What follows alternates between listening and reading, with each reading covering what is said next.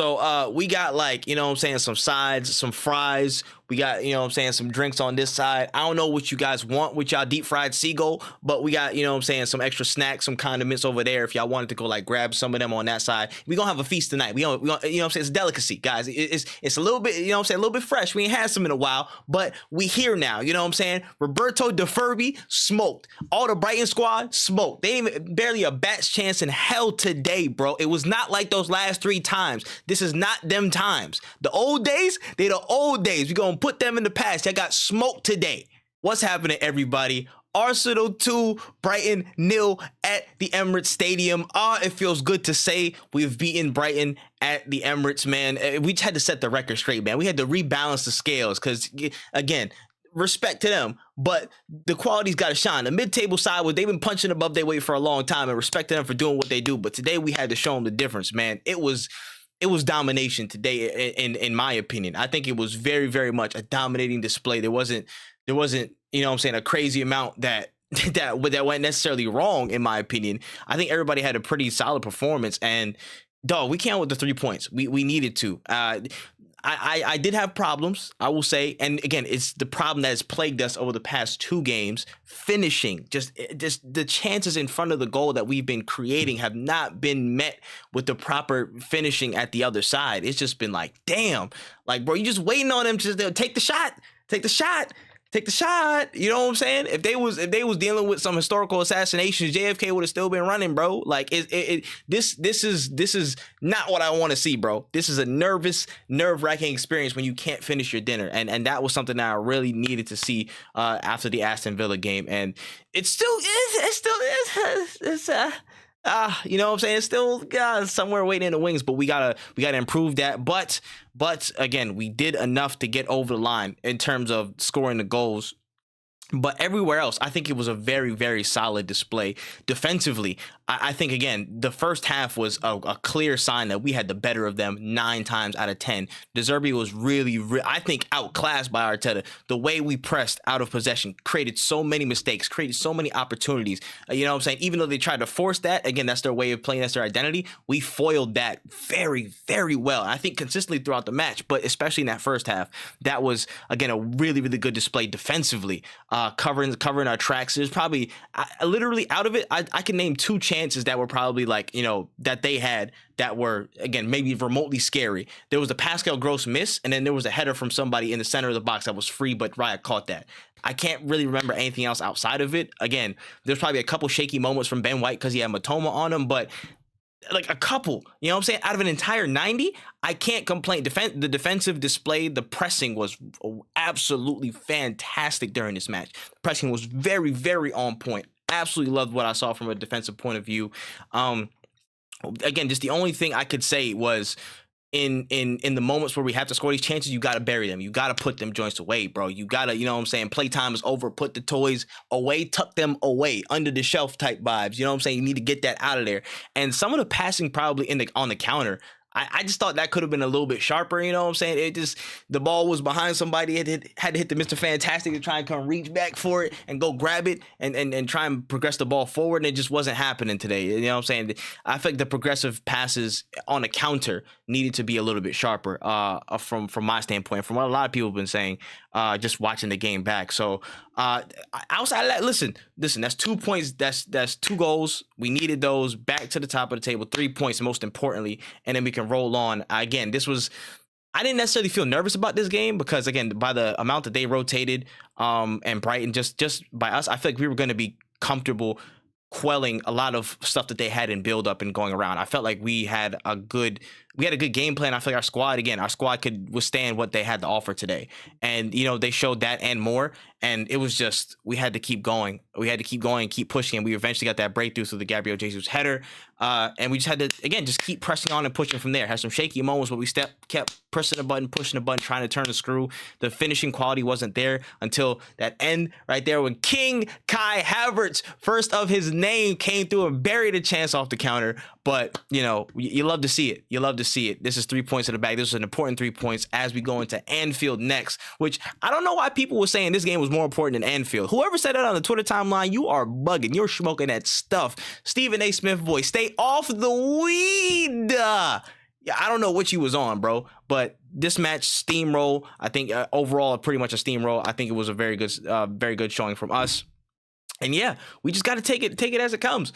We'll run to the player ratings, man, real quick. David Raya, I'm giving David Raya, I'm giving him an 8 today. I'm giving him an 8. I feel like maybe he had like one slightly shaky moment, like the ball was like a little bit over him. You know what I'm saying? 5'11" keeper. It sucks, but it is what it is. But outside of that, I think he claimed crosses very well.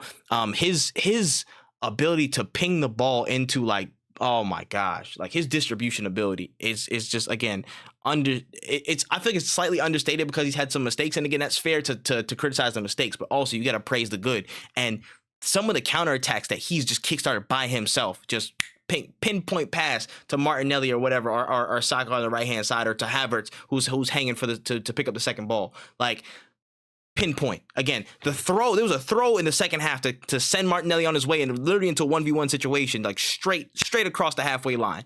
Insane ability just to, again, get the ball rolling and get it moving like that. So Raya, again, kept a clean sheet as well. Have to give it 8. Ben White, I'm going to give a 6 today. I'm going to give him a 6 today. I feel like he was probably our weakest player. Not to say that he was bad, but unfortunately, he wasn't getting the most of the better of Matoma from my view. I think some of the chances that came through that Brighton did have, it was probably through Matoma's side, that caused some of that trouble. And he was just getting burned, man. Tricky wingers, and he looked a little bit leggy. Just not the best day in the office, but again, not a bad day in the office. I wish he did also contribute just a tiny bit more on the overlap. I feel like there was a lot of space that Saka was, garnering, and that could have allowed for White to, bomb forward a little bit. But maybe he was just tired and he was just conserving things. You never know. So I say White is 6, but again, keep your head up, bro. Keep it pushing. William Saliba, I feel like it was a bit different today from William Saliba, and not in a bad way. It was just different where he got licensed to push up and help compress, the Brighton structure and help push against it and push them back and not give them as much room to breathe. And he was on it today, man. He was very much on it. I am going to give him an 8.5. I think he was very, very good today, as he always is. What else are you going to want me to say about? What else do you want me to say about this guy? You know what I'm saying? Like, you want me to attack him personally? I can't. There's nothing, bro. I got nothing for you. He's that damn good. Just wonderful in so many different ways and aspects. And again, especially in a different format, to where I've seen he wasn't the linchpin exactly today. You know what I mean? I feel like Gabriel was more often than not, because the play flowed through the left hand side, and Gabriel was that first point of contact in the build up. And Saliba had to press forward a little bit, and he was, again, had some license to really get in some advanced spaces. So I thought it was a really good performance from him. I'm giving Gabriel an 8.5 today, but I will note one thing, that shout out to Austrian Gunnar on Twitter. He talked about this as well. And then we kind of conversed about it like a few weeks ago or a week ago or something like that. There is something that our center backs do need to improve, and especially in certain game states or game, moments. Just crossing the ball, lofting the ball over the top. Again, diagonal switches. If we can employ that in our center backs more, if Gabriel and Saliba can employ that a lot more, I feel like we get into positions a lot quicker and exploit some of the movement that some people who I'll talk about in a little bit have been getting into and haven't been serviced as well, even though they're making quality runs. I think that Gabriel was doing that a lot today, especially from the left hand side. He was giving Havertz a lot of service from that lofted ball over the top when he kind of came out to the left and just dinged it a little bit. Martinelli got some love from that. Jesus came over, and got some love from that. And I feel like that kicked us on a lot. We got a lot of progression from that left hand side, and I feel like that was a big part of that. So I wanted to say an 8.5, but plus that, I think he did that more so than Saliba this match, and you can't understate his value to the side. You can't. Zinchenko, I'm going to give an 8 today. I feel like, again, he found himself in advanced positions, did what he needed to. On top of the defensive work was solid today. The defensive work was pretty solid. I don't think there was too much trouble and all that stuff from his end. Too much. I don't recollect anything like that. So I think a solid 8 is good for him. Let me go to Kai Havertz, man. King Aloysius.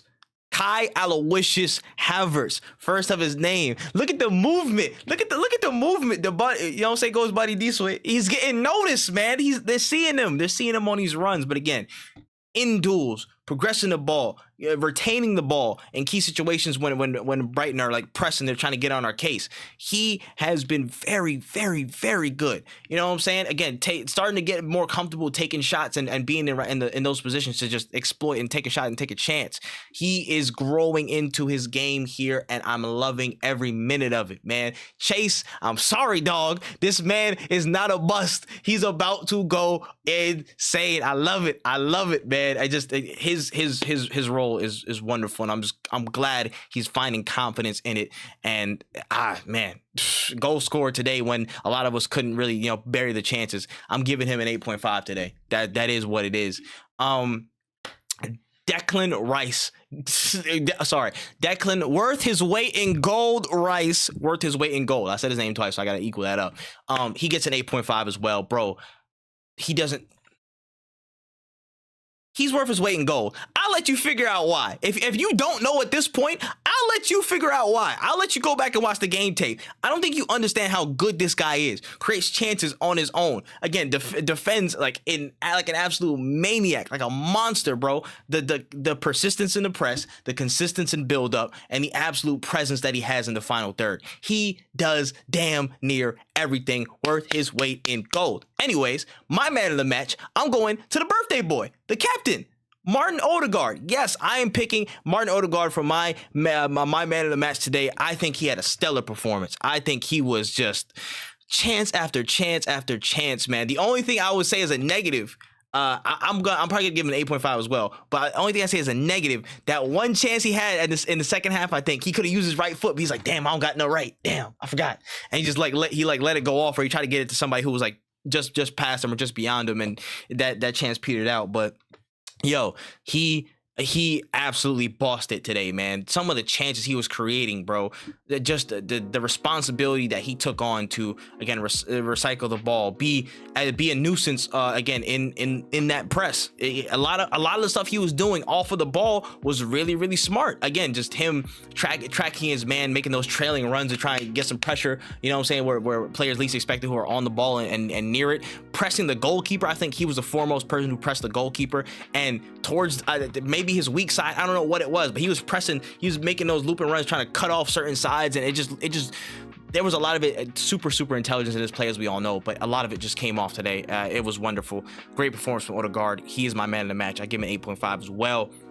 Moving to our front three, which I think out of our three units, that was probably the weakest of our game today. We'll start with Bukayo Saka. I'll give Saka a 7.5 for the assist. Again, just his dead ball specialty is actually kind of getting crazy. Like, his ability to cross the ball is like nasty. His crossing is nasty. His dead ball ability is kind of you know what I'm saying, crazy, even though he's not on free kicks exactly. But like, Saka, again, I feel like first half he was having absolute joy and mayhem. Yo, James Milner, bro, I pray for his kneecaps, because they gotta be made out. They're supplementing something. They're injecting this man with adamantium or something to keep him alive in the Premier League. This man is like 465 million years old. Like, you know what I'm saying? He predating dinosaurs, playing on the pitch for Brighton. He's an ancient seagull or something like that. I don't know. Again, his first set of training boots, his first set of like cleats and all that stuff like that, they're casted in amber. You know what I'm saying? They're casted in the whole dinosaur juice.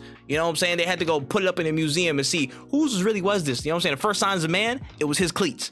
Real talk. But he was having a tough time from the get-go, man. Again, Saka getting kicked up all over the place. I felt like second half Saka maybe tapered off a little bit. I wish the finishing was better from him. Damn, I wish the finishing was better, but you know, we got to keep going and improving with that. So yeah, I think first half was really, really good. Second half, again, just tapered off, but the finishing was the kind of consistent through note. It just wasn't there all the way. Gabriel Jesus, I'm going to give a 7.5 as well. I think first half, not really there. Second half, he did show up more. He did grow into the game. Some of the flicks, tricks, and stuff like that. He was just, you know what I'm saying, headed the ball, was taking it past Lewis Dunk like he wasn't even there. And again, he had to be there for that goal. He tucked it in, and he did what he was supposed to do. I wish he could have did more with the finishing in the first half, bro, because there were some golden chances and some golden moments that he could have, you know, either helped facilitate better or finish off, and he wasn't there for either. And if we're gonna progress in this league and we're gonna to keep the pace that we are, you know, towards a title, we have to keep him firing. He has to get really, really in the mode and in the zone about finishing the chances that are, you know, afforded to him. So he's got to be on it more, in my opinion, but still good goal today. And then we had Gabriel Martinelli. I'm going to give a 7. I think, again, first half, not necessarily the best. I feel like some of his deliveries, the decisions of him trying to take shots rather than feed some people who were there in the box, it just wasn't really there in my opinion the whole time. Second half, I feel like it did improve. I feel like he did make some better decisions, but again, just eventually tapered off. But he's gonna grow into the game. I feel like he's not in his best form right now, with finishing, with again decision making, with his role, his understanding of where he's at in the team. But he's got to get on the the score sheet or assist or something soon. In my view, he's just out of form. Out of form is the basic thing to say, but I still think he helped put in the shift, so you can't necessarily complain. He was still hitting nutmegs in the second half though and stuff. He was still trying. So good to see him out and have a cameo, but I need a better performance from him in my opinion. I'm moving on to the subs. I will say for Reece Nelson, Jakob Kiwior, and Emil Smith-Rowe, I'll give them 6s. Came in for a limited time, had some chances. Emil Smith-Rowe had a really good chance. I want him to score that so bad, but just didn't. It was a good save from the keeper to keep it out. But the two people I want to give, what's it called? Actually wait, no, Trossard. Did I say Trossard? Trossard. Trossard. I'll give him a 6 as well. I feel like it wasn't like a crazy thing. He probably had one misplaced thing, but the person I do want to give at least a 7 to, I'll say a 7, Eddie Nketiah. He came in, his outlet play was very, very good. He slided in very nicely, again, helped the play tick and flow from his position. And when you're in that counter-attacking spot, you know what I'm saying, you could pick a pass. Some of his decisions were very spot on today. Seeing Havertz in that run on the left-hand side, getting him in space, which not many people have been able to do this season, that's a good thing. So great cameo from him. I thought he had a really, really good spell out, helped steal the game, which is important, and something that we should take some stock in. And yeah, man, we got to keep moving. That's another dub in the pocket. The pressure is on everybody else now to go, equal points or get past us or go about face in the league. Next stop, Anfield. Oh boy, this is gonna be a lot. But that's all I got. Let me know in the comment section below what you thought of the game, what you thought of some best performers, favorite moments. I didn't even speak about the refs and all stuff like that. I didn't even speak about Arteta. Arteta gets a 9 today, you know what I'm saying? Don't worry, you know what I'm saying? Just give him the jazz hands, tell him we love him, you know what I'm saying? The refs is, I'm not even gonna talk about him in this video, whatever. But let me know what y'all thought in the comment section below about all that stuff. And yeah, we move on to Anfield next. Whew. Here we go. I'm out of here though. COYG.